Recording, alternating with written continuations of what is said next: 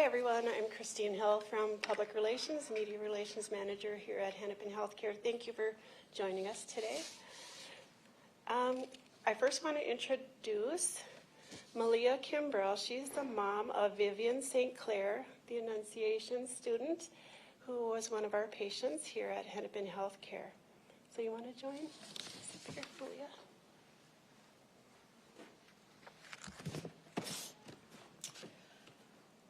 Every Annunciation child and teacher has a unique account of the horrific things they witnessed and experienced in that church. Every parent who felt the panic and lived the unimaginable nightmare that morning. Every alumni and parishioner, every community member, every Minneapolis resident. The trauma is palpable, and we are not okay. We all have a story, and this is mine. My daughter's name is Vivian St. Clair. She is a third grader at Annunciation who just turned 9 years old. She was shot twice in the back and once in the arm while she sat in church last week. After several minutes of chaos and hiding under the pew, she followed her teacher to safety at the school. It was there that her friend said to her, "Vivi, are you okay? You have a hole in your back." After being hospitalized at HCMC, I got to take her home. I got to take my child home after this horrific massacre, but the Moiskis didn't, and the Merkels didn't. We all dropped our kids off that morning, but we didn't all get to take our kids home. And that level of heartbreak is unfathomable. No parent should ever experience that pain, and I will tell you, those two especially do not deserve that pain. When something terrible and tragic happens, you're supposed to look for the helpers, the good people. There was evil that day. There was unimaginable evil. But I want to acknowledge that there was also countless examples of selfless people doing extraordinary things. The group of dads who were at Mass, and our priest and deacon and principal who had no regard for their own safety as they immediately ran towards the gunfire. The heroic teachers who sheltered our kids under pews. The older kids laying on their younger buddies, the first responders, the sheriffs and police and firefighters, the EMS crews, the entire medical teams at HCMC and Children's who cared for the injured, the police officer who got Vivian into the ambulance and rode with her, and who has continued to check in on her, the nurse you've heard about who went into the CT scan with Vivian and held her hand and comforted her until I could get there. That is the embodiment of the saying, "There is no such thing as other people's children." The neighbors and friends and family and coworkers and strangers who have shown a remarkable amount of love and support for our community. We are forever grateful. There aren't adequate words to express the immense gratitude that I feel. But I want to warn you, if you think this won't happen to your kids, your neighbors, your nieces and nephews, your grandkids, think again. Those bullets firing through the stained glass windows didn't care whose parents were Democrats or Republicans, if they made 50 grand a year or 500 grand. The bullets didn't care what color hair those kids had or what color their skin was. And if you think the next time there's a school shooting that it won't hit your neighborhood and the people you love, think again. Without action, we will be here again, mourning the loss of innocent lives. And Annunciation will be the community sending a bouquet of flowers to the next school. We will write on the card, "We get it. Love Annunciation." Because that's what Uvalde did for us. So we'll pay it forward.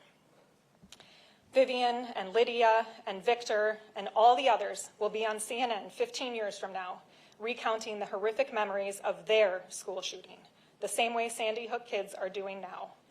They'll talk about the gruesome details of seeing their friend shot, the sound of shattering glass, the awful smell that permeated the room, and the feeling of a bullet piercing their flesh. If you have one shred of decency, 1 ounce of compassion, 1 moment of clarity, you will do something. You will be part of the change. You will pray and you will move your feet and you will take action.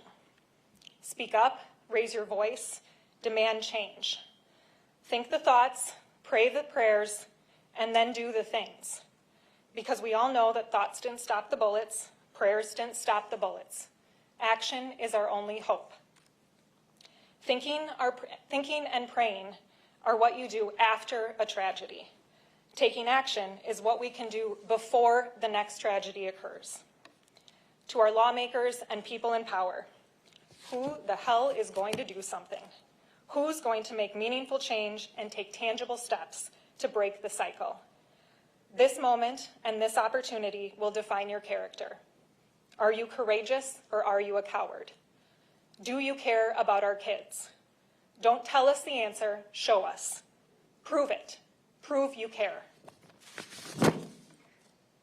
Do we need improved mental health support in our schools and communities? Yes, please fund the hell out of that. Do we need improved measures on background checks and identifying potential risks? Absolutely, make it happen. There are many ways we can do better for our kids. Any and all options are on the table. But doing nothing is not an option. I know people who are hunters. I know people with conceal and carry permits. That's not what I'm talking about. But I will settle for nothing less than an immediate ban on semi-automatic rifles and high-capacity magazines. And I will get the names of any lawmakers who stand in the way of that happening. And I will invite you to come to my living room and insist that you hold Vivian's hand while we do her dressing changes each night and she cries the entire time. And you can look her in the eye while you cleanse her bullet wounds. And you can tell her to her face why you are opposed to keeping her safe. Why a semi-automatic rifle is more valuable than her life. I will end by imploring you to pray for Sophia's recovery, pray as hard as you can. And please, please keep Fletcher and Harper's memory alive. Honor them and remember them for the amazing kids that they are. Not just now while this story is fresh in the headlines, but in the coming weeks and years and decades ahead. Always remember them. Now, more than ever, we need a future filled with hope. Thank you.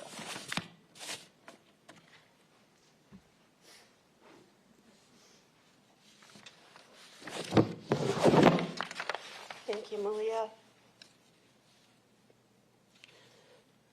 Now I want to introduce Samantha Lau. She is the manager of our newborn intensive care unit where Malia works. Malia is one of our colleagues. And Malia is Clinical Care Supervisor there. And Samantha, I just want to say also, you guys are hearing her name for the first time right now, but you already know about Samantha. Last week, Dr. John Gakin mentioned that a nurse accompanied one of our patients in the CT scanner, and that was Sam, who accompanied Vivian.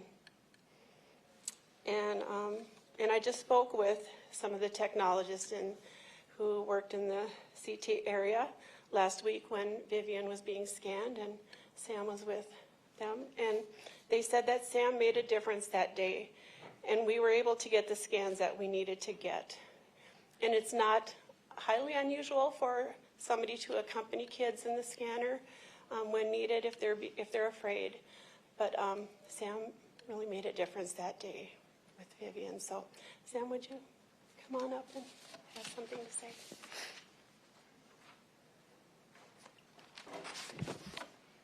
All right. I just want to start off by saying that the focus of this moment has to remain on the children whose lives were tragically taken, those who are injured, and the families and the community members who are grieving. No words can capture the depth of that loss, the loss of life, of safety, of security, and of normalcy. The story of Vivian and I just happened to be highlighted last week, but there were so many moments like that day. I feel honored to have been with her. Vivi showed so much strength and courage. Staying with her was not bravery, it was instinct. As a mom myself, I'd hope someone would do the same for my child, and I would do it again tomorrow without hesitation. Another example of this amazingness that was here that day is a NICU nurse named Meg. She used to work in the emergency department. When she heard there was a mass casualty that day, she left our unit and went straight to the stateroom to help in any way that she could. No questions asked. She didn't have to put herself in that situation, but she did. She is just another one of the truly amazing people that work here. So many people stepped outside of their comfort zones and did things that were never in their job descriptions. Teachers, staff, healthcare workers, first responders, parents, even students, everyone. Everyone showed courage that day and compassion in impossible circumstances.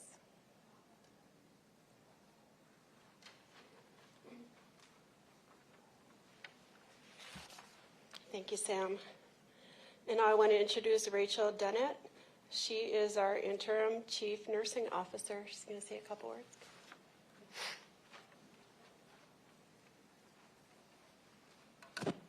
Hello, everyone. My name is Rachel Dennett. I'm the interim chief nursing officer here at Hennepin Healthcare.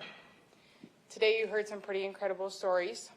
Thank you both for being brave and stepping up and speaking, especially Malia, what you had to say. It's important. And Sam, what you had to say is what we do every day. We take care of people, everybody, and even during the most vulnerable times. I couldn't be more proud to work with both of these nurses, as well as all the other nursing staff and all the other healthcare employees that are here at Hennepin Healthcare. Every single one of these kids is important and has a story and has gone through a lot. I've spent some time with the other directors and other nursing leaders rounding through the units, chatting with some of the family members, and it's been heartbreaking, to say the least. And so what Malia said is 100% to the core. We do need active change, and that's praying, but that's also doing something about that and speaking out. So I want to thank you both for being brave today and doing that, and I want to thank everyone for listening in and being here. So thank you.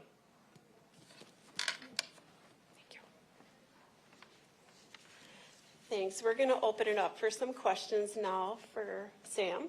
If you want to come on up, Sam.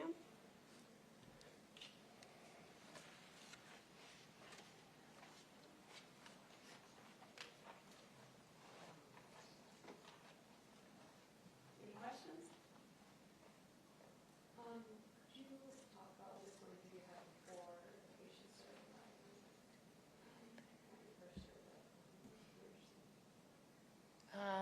Sure. So we found out that there was something that had happened. We have a meeting every morning at 8:30 with all the charge nurses, and the house soup received a call during that meeting.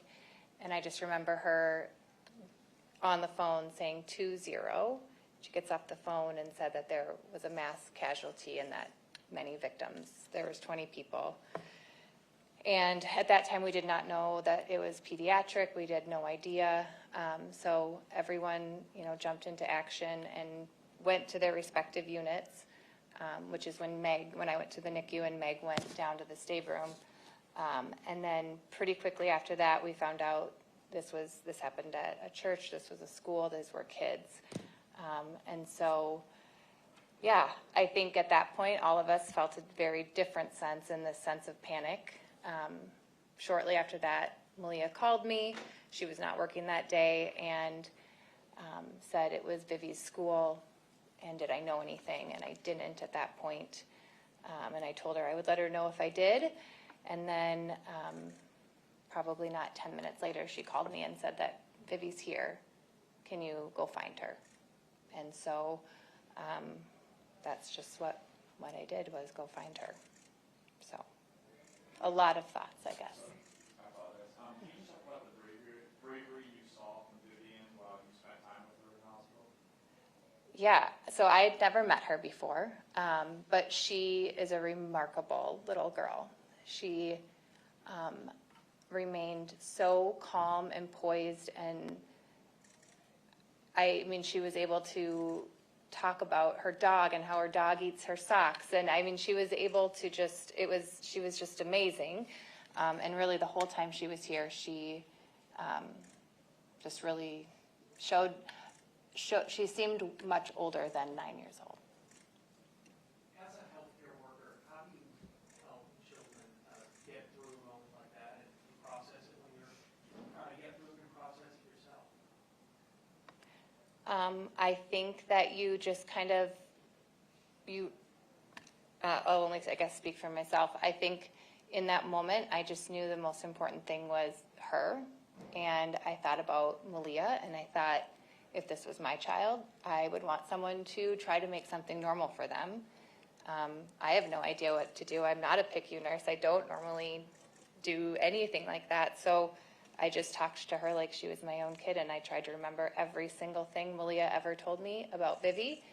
And so I started talking to her about hockey and her dogs and a trip. And I think you just, I don't know, I think anybody in a moment like that, you just do anything you can.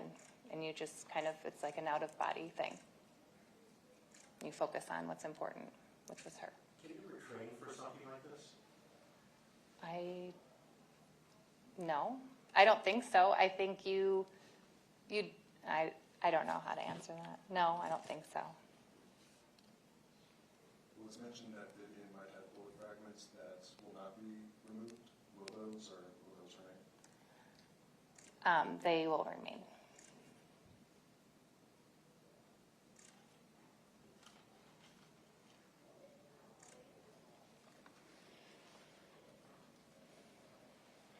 Staff and children mentioned that they're going through it themselves.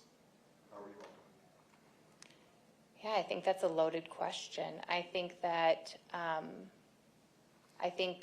everybody who was involved that day, whether they were here or not, I think has their own account of what happened, saw things, heard things, and I think that everybody is supporting each other and doing the best that they can. But I think that right now there's outpouring support for everybody. And I worry about what it's going to look like when things get quiet. But everyone is supporting each other right now the best that we can.